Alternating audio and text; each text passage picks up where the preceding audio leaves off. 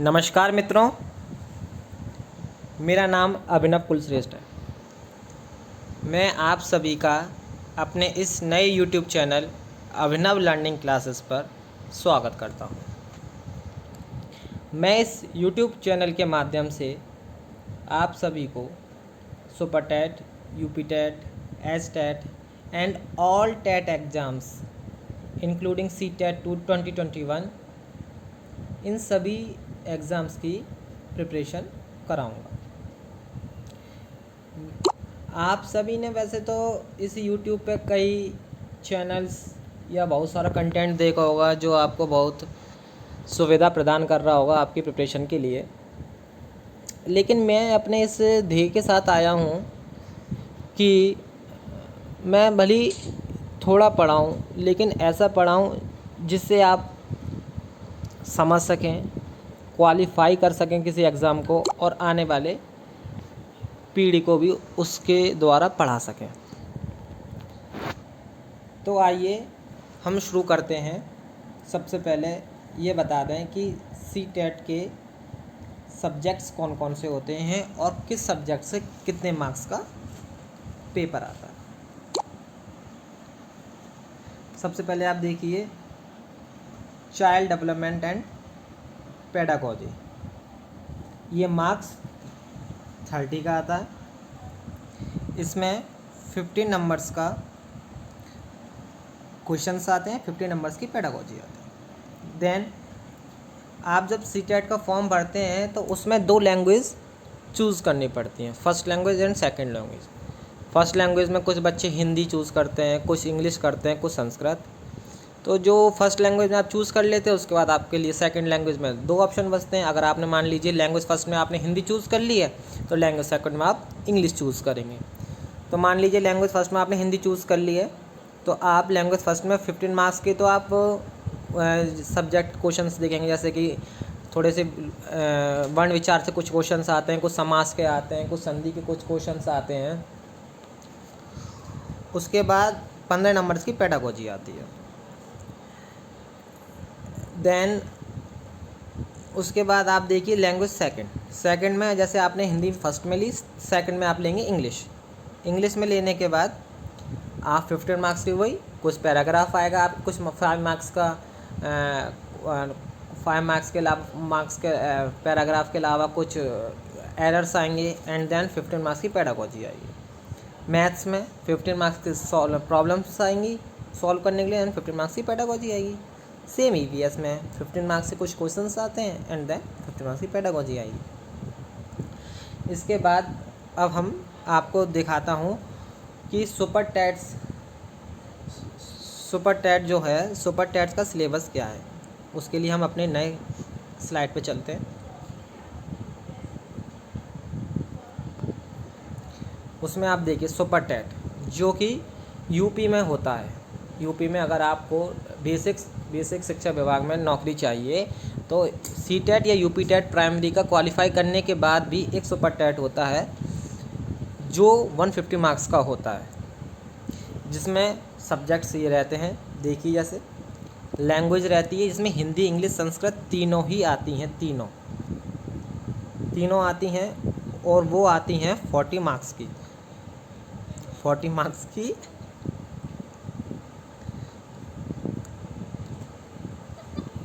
आती हैं। उसके बाद मैथ में 20 मार्क्स का। इसमें देखिए मैं बताना चाहूँगा कि पेडागोजी नहीं आती ज़्यादातर,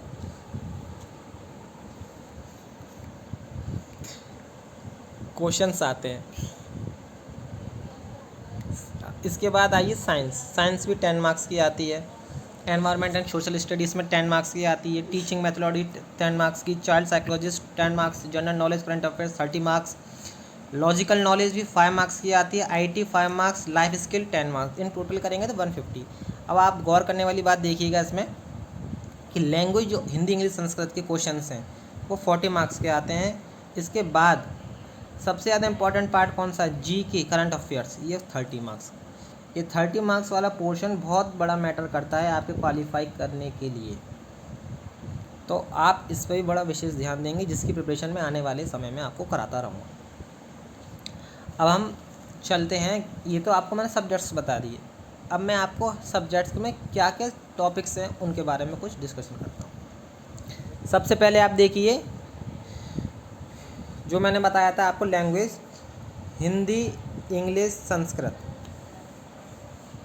उसमें देखिए हर पोर्शन में से हिंदी इंग्लिश में से व्याकरण, हिंदी और संस्कृत में से व्याकरण आएगी, और इंग्लिश का आपके क्या कहते हैं जो ग्रामर होती है वो आती है। और तीनों में से हिंदी में से कभी कभी इसमें से एक अपठित गद्यांश टाइप से भी कुछ वो दे देते हैं। जनरल हिंदी का आप सिलेबस देख ही सकते हैं, अलंकार, समास, विलोम, पर्यायवाची, रस, संधियाँ, तत्सम, तद्भव, लोकोक्तियाँ, मुहावरे, वाक्यांशों के लिए एक शब्द, अनेकाधिक शब्दों के लिए संशोधन, लिंग, वचन, कारक, काल, वर्तनी, त्रुटि संबंधित, ये सब चीज़ें आती हैं। जनरल इंग्लिश का देख लीजिए, active voice, passive voice, part of speech, transformation of sentences, direct and indirect speech, punctuation and spellings, word meanings, vocabulary and usages, idioms and phrases, fill in the blanks. Science आता है, science में देखिए daily life include science, speed, force, ये physics के chapter से, energy, ये physics का, distant light, physics, sound physics, world of creatures, ये बायोलॉजी में आ गया शायद, human bodies biology, health biology, hygiene and nutrition biology, environment, natural resources, ये ईवीएस का मान सकते हैं। Stages of matter and substance, chemistry में का चैप्टर है। उसके बाद आती है mathematics, numerical ability, mathematical actions, decimal, localism, different interest etcetera, बहुत चीज़ें इसमें आती हैं मैथ में।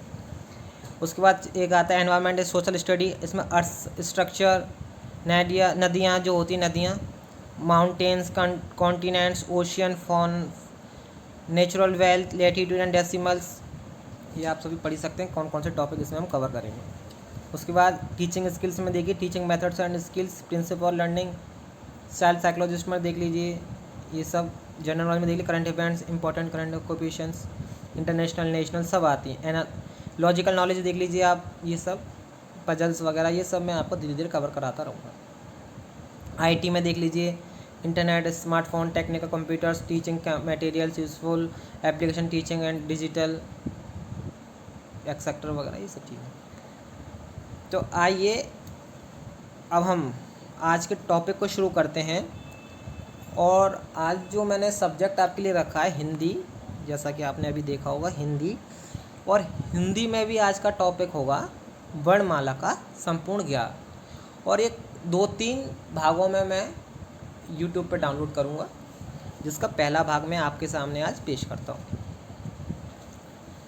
देखिए सबसे पहले आप हिंदी वर्णमाला, हिंदी में वर्णों के व्यवस्थित समूह को वर्णमाला कहते हैं। इसका तो कोई मतलब ऐसे याद करने का नहीं, लेकिन हाँ एक सेंटेंस स्टार्टिंग में अगर हम हर चीज़ को पकड़ के चलेंगे तो आने वाले समय में हमारी कहीं डाउट हमें क्रिएट नहीं होगा। हिंदी वर्णमाला में आप सभी को पता है कुल 52 वर्ण होते हैं। यहाँ से एक क्वेश्चन कभी कभी बन जाता है छोटे लेवल पे कि कितने वर्ण होते हैं, तो ये वर्ण होते हैं 52, लेकिन आजकल ये क्वेश्चन नहीं आ रहा, लेकिन हाँ अपनी एक नॉलेज के लिए हम रख सकते हैं कि कुल 52 वर्ण होते हैं।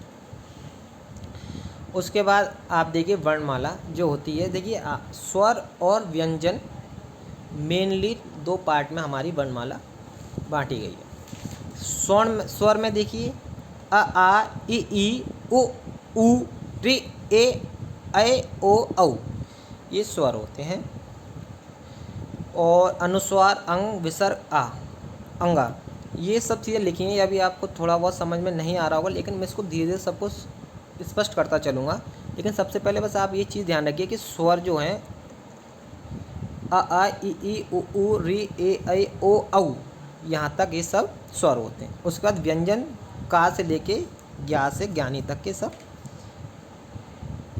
व्यंजन कहलाते हैं। हाँ, हम आगे जब पढ़ेंगे तो उसमें देखेंगे कि हमने सब स्वरों को भी बहुत जगह विभाजित कर रखा है और व्यंजन को कई जगह विभाजित कर रखा है, अलग अलग आधार पर विभाजित कर रखा है, जिसको मैं डिटेल्स में और धीरे धीरे अच्छे से पढ़ाऊँगा। क्योंकि इस टॉपिक से हर एग्ज़ाम में आप कहीं भी अगर कम्पिटिटिव एग्ज़ाम देंगे जिसमें हिंदी अगर आती है तो इसमें 3 से 4 नंबर आपके पक्के आते हैं। तो मैं आपको धीरे धीरे सब समझाऊंगा, लेकिन सबसे पहले आप ये समझ लीजिए स्वर आ से लेके औ, एंड देन व्यंजन का से लेके अपने ज्ञा से ज्ञानी तक होते हैं। और अगर आपको इसके स्क्रीनशॉट लेना है तो आप सब इसका स्क्रीनशॉट ले सकते हैं, जिससे कि आपको आने वाले समय में ये हेल्प मिलेगी कि हाँ किस रूप में हमने किस चीज़ को विभाजित कर रखा है। हाँ, तो आप स्क्रीनशॉट ले सकते हैं। तो ठीक है, चलते हैं हम आगे। अब आने वाली स्लाइड में मैंने सबसे पहले स्वर वर्ण को लिख रखा है। स्वर जो होते हैं, स्वर व्यंजन दो भाग होते हैं वर्णमाला के, स्वर एंड व्यंजन। सबसे पहले हम स्वर को पढ़ेंगे। स्वर जिन वर्णों का उच्चारण स्वतंत्र रूप से या बिना रुकावट के किया जाए,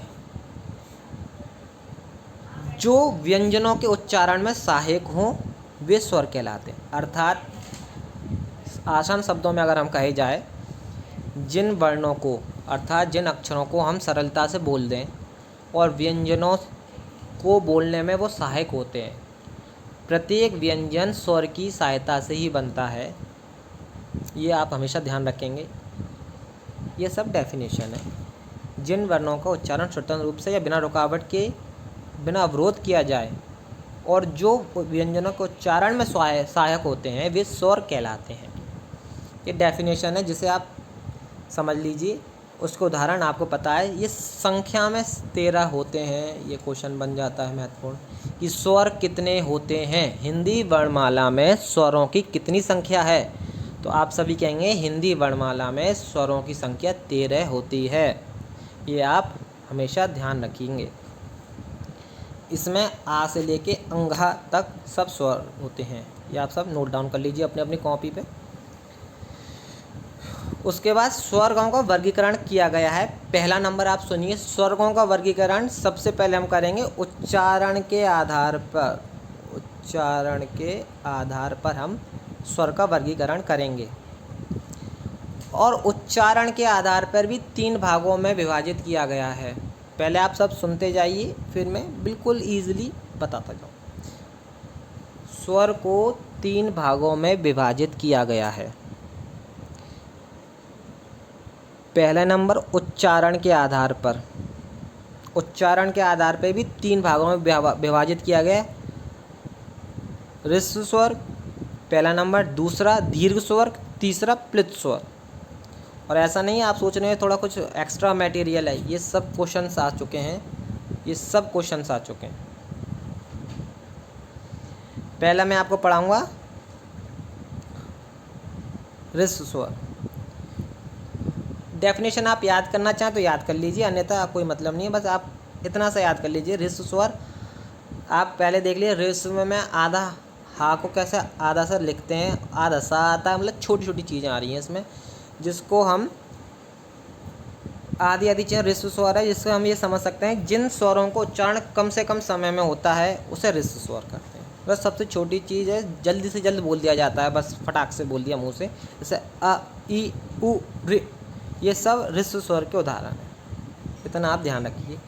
इसको लघु स्वर भी कहते हैं, इसके अनेकों नाम हैं, आप बस ह्रस्व स्वर या लघु स्वर याद रख सकते हैं। उसके बाद हम आने वाले पेज पे पढ़ेंगे दीर्घ स्वर। दीर्घ स्वर, दीर्घ स्वर में देखिए क्या है, ये तो आप नाम से भी जान सकते हैं कि ह्रस्व स्वर से थोड़ा सा ज़्यादा समय अगर किसी स्वर में बोलने में लगेगा वो दीर्घ स्वर के अंतर्गत आ जाएगा। ठीक है ना दोस्तों। तो दीर्घ स्वर में क्या है, उसमें आ ई उ री थे, इसमें बड़ा आ, बड़ी ई, बड़ा ऊ और ए ओ औ, ये सब दीर्घ स्वर के उदाहरण हो गए। इतना, सिर्फ इतना ही ध्यान रखिए। पूरी डेफिनेशन पढ़ने की कोई ज़रूरत नहीं, क्योंकि कोई मदद नहीं करती ये पेपरों में, सिर्फ इसके एग्जाम्पल्स ही हमें पढ़ने चाहिए। तो ये दीर्घ स्वर के उदाहरण हो गए। अब आते हैं प्लुत स्वर। पहले क्वेश्चन प्लुत स्वर से नहीं आता था, लेकिन आजकल स्टैंडर्ड हाई हो गया, तो आजकल प्लुत स्वर से भी क्वेश्चन कुछ आने लगे हैं। इसको समझिए, जिन स्वरों के उच्चारण में दीर्घ से भी अधिक समय लगता है उन्हें प्लुत स्वर कहते हैं। ये तो समझ लीजिए।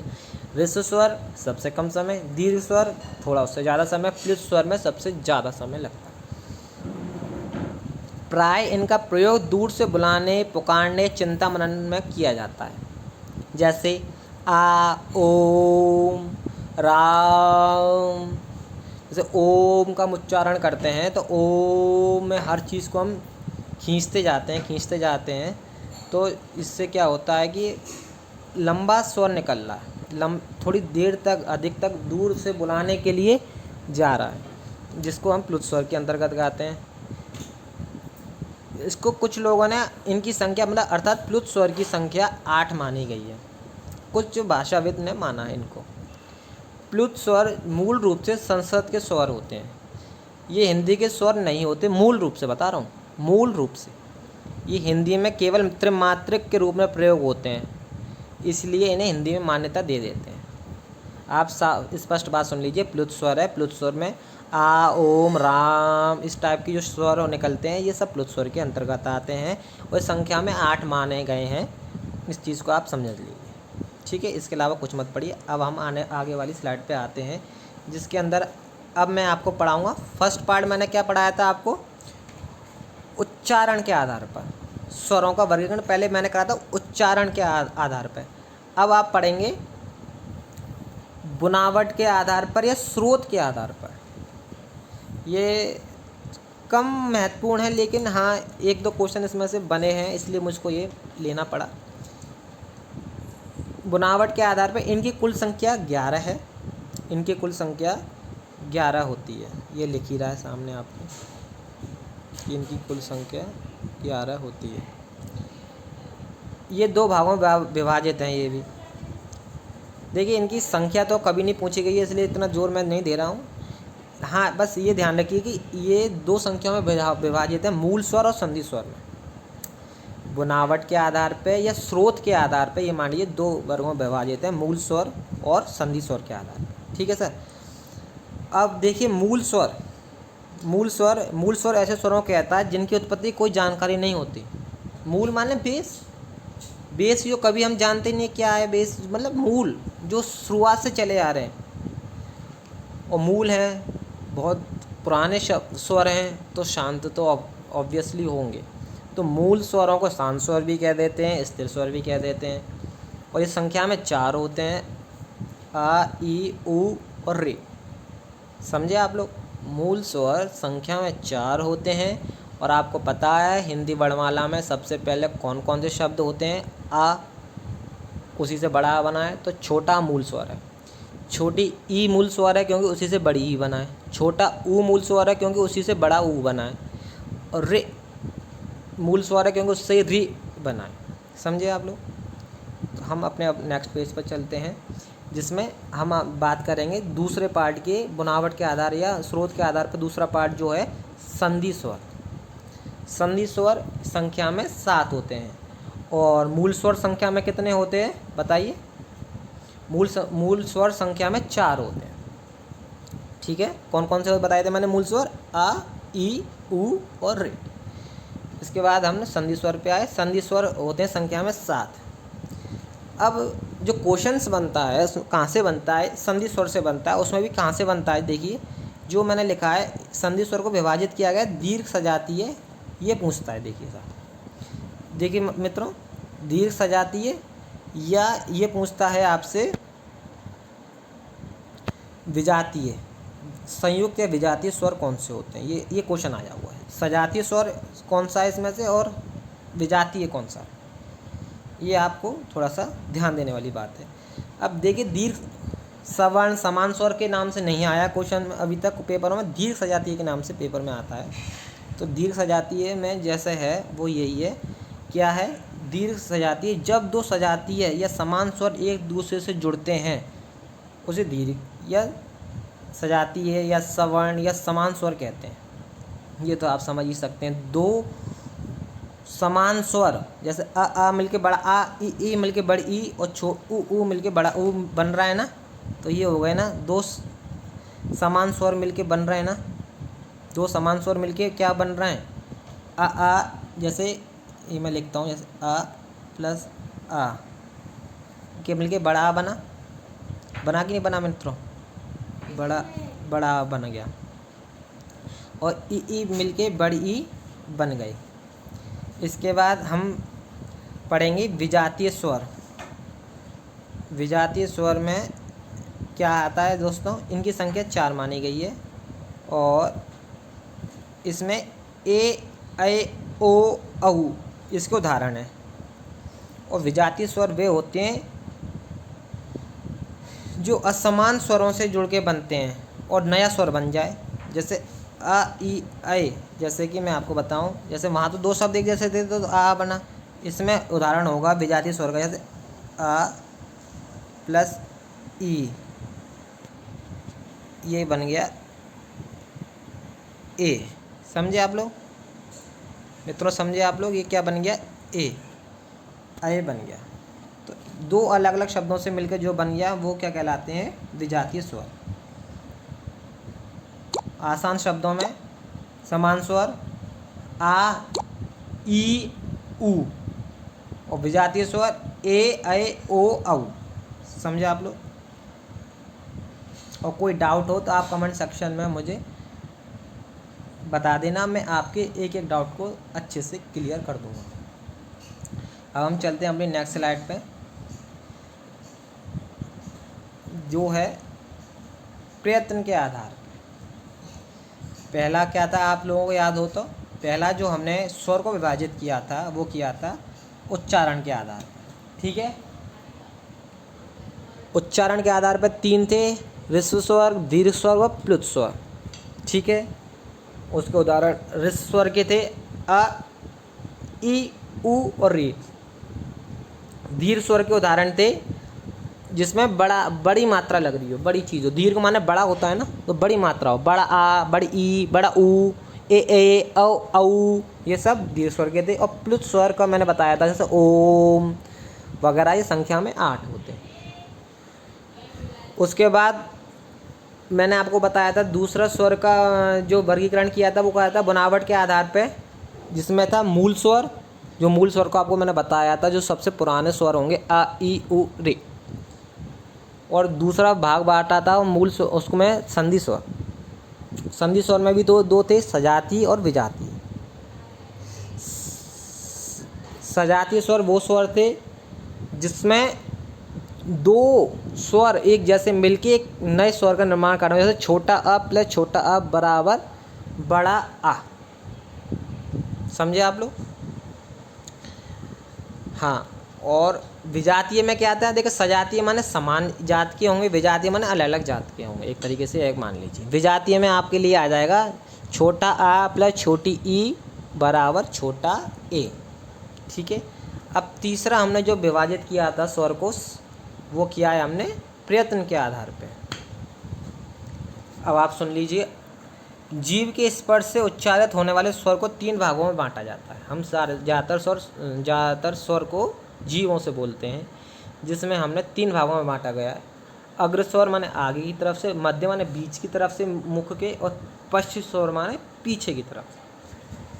अब अग्र स्वर में आप मानिए सुनिए, जिन स्वरों के उच्चारण में जीभ का अग्र भाग काम करता है। देखिए मैंने अभी आपको बताया था कि अग्र स्वर, देखिए अग्र आप सभी जानते हैं, अग्र का मतलब होता है आगे।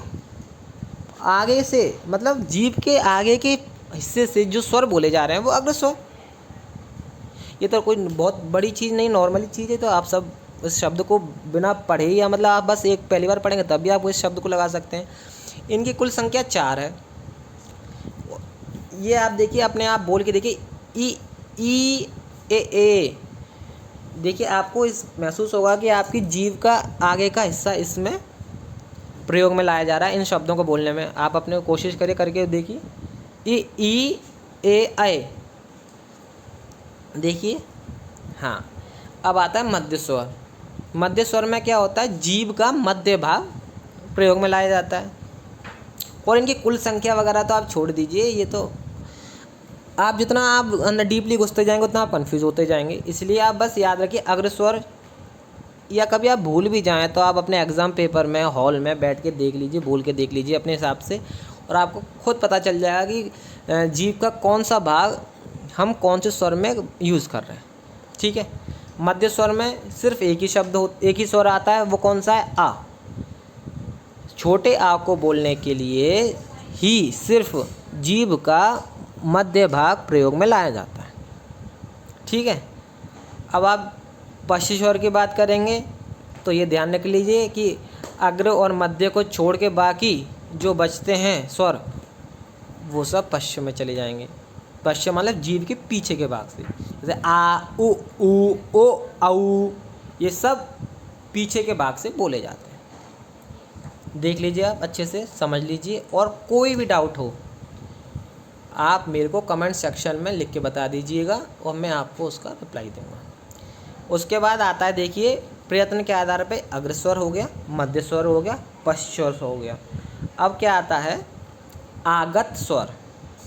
आगत स्वर, इससे क्वेश्चन नहीं बनता है, लेकिन आपकी सिर्फ नॉलेज के लिए मैंने ये डाल दिया है। आगत स्वर अरबी फारसी के प्रभाव से आए, इनकी संख्या केवल और केवल एक है। ठीक है साहब। हाँ, तो अब आपने आज जो मैंने आपको आज अभी तक समझाया, ऐसा कुछ नहीं है कि मैंने बहुत कुछ नया समझाया। आप सभी लोगों ने पढ़ा लिखा होगा, आप लोग बहुत एजुकेटेड लोग हैं, लेकिन मेरा एक कोशिश ये रहती है कि मेरे माध्यम से जो भी किसी को मैं कुछ दे सकूं वो एक अच्छी चीज़ दे सकूं, जिससे कि होता क्या है, हम लोग कई जगह पढ़ लेते हैं, किताबों से पढ़ लेते हैं, वीडियोस से पढ़ लेते हैं, लेकिन क्या होता है कि हमारी कुछ कन्फ्यूजन जो होते हैं वो चले ही आते हैं, और कन्फ्यूजन हमारे कभी कभी दूर ही नहीं हो पाते, हम लाइफ टाइम उन कन्फ्यूजन को लेके बैठे रहते हैं। तो यदि आपको कुछ इनमें से कन्फ्यूजन रहता है तो वो मुझसे ज़रूर पूछिए, लेकिन मैंने अपनी पूरी कोशिश की है कि मेरा तरफ से आपको कोई कन्फ्यूजन ना रहे। जे यहाँ तक तो अब मैंने आपको स्वरों के सारे भेद आपको समझा दिए। ये भाग 1 था जो कि आज मैंने आपको पढ़ाया है। इसके बाद जो भाग 2 आएगा, देखिए, हिंदी जो वर्णमाला का संपूर्ण ज्ञान की जो सीरीज़ में चला रहा हूँ, इसका भाग 1 है, और भाग 1 में आज मैंने आपको ये बताया कि स्वर क्या होते हैं। ये देखिए, इम्पोर्टेंट पॉइंट्स मैं बता दे रहा हूँ कि क्या क्या आपको याद रखना है।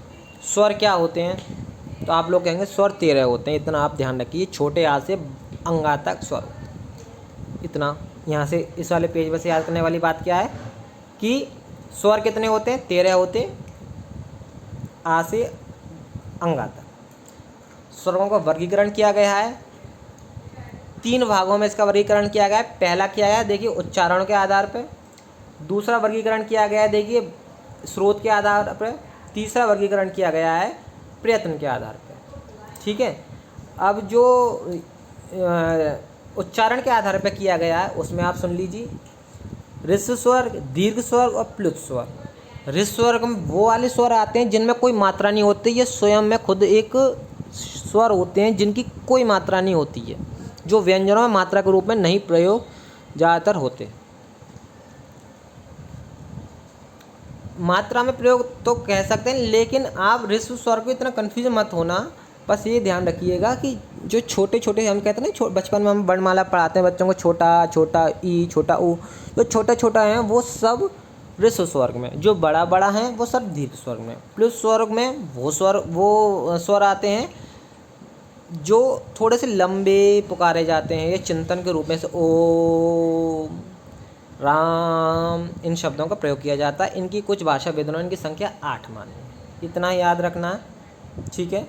सेकंड पार्ट में आते हैं, ये यहाँ से याद रखना था, स्रोत के आधार पर मूल स्वर होते हैं, 4 होते हैं। मूल आपको पता ही, मैंने बताया। मूल स्वर देखिए, कॉमन चीज़ एक आप देखिए, ऋस्व स्वर में भी अ ई उ री आ रहा है। उसके बाद आप देखिए मूल स्वर भी आ ई उ री है। समझ रहे हैं आप लोग? आ ई उ री मूल स्वर भी हैं और ऋस्व स्वर भी हैं जी।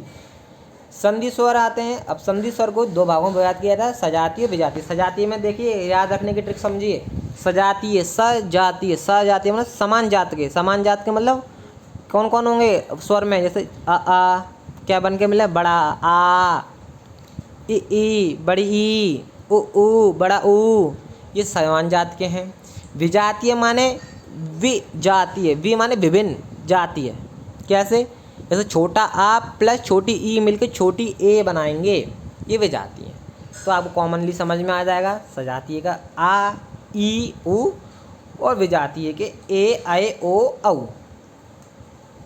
अब थर्ड पार्ट में जो हमने स्वर को विभाजित किया था वो किया था प्रयत्न के आधार पे। उसमें मैंने बताया था कितने भागों में बांटा है, मेनली अग्र मध्य पश्च।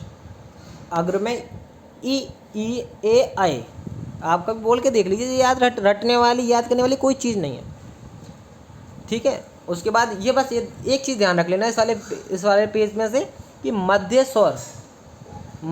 स्वर ही सिर्फ आ है और अग्र स्वर ई ए ऐ है।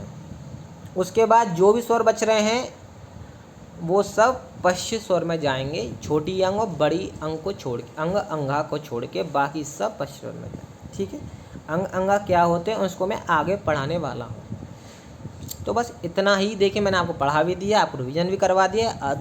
यद्यपि आपको अभी भी कोई डाउट है तो मुझे कमेंट सेक्शन में ज़रूर पूछ के बताइएगा। मेरे टीचिंग स्किल्स में क्या कमियां हैं वो भी आप मुझे बताइएगा, कहाँ पे मुझे सुधार करना है वो भी आप मुझे बताइएगा। एक परिवार के साथ हम आगे बढ़ेंगे और मिलकर कोशिश करेंगे कि जो हमारे छोटे छोटे डाउट्स हैं वो हमारे जो रह जाते हैं उनको मैं निकालने की कोशिश करूँगा। तो आज के लिए मित्रों इतना ही, बहुत बहुत धन्यवाद। और अगर आपको मेरी वीडियो ये पसंद आई हो तो मेरी इस वीडियो को लाइक, शेयर और मेरे इस चैनल को सब्सक्राइब करने की कोशिश करें और सब्सक्राइब करने के बाद बेल आइकन दबाना ना भूलें। बहुत बहुत धन्यवाद।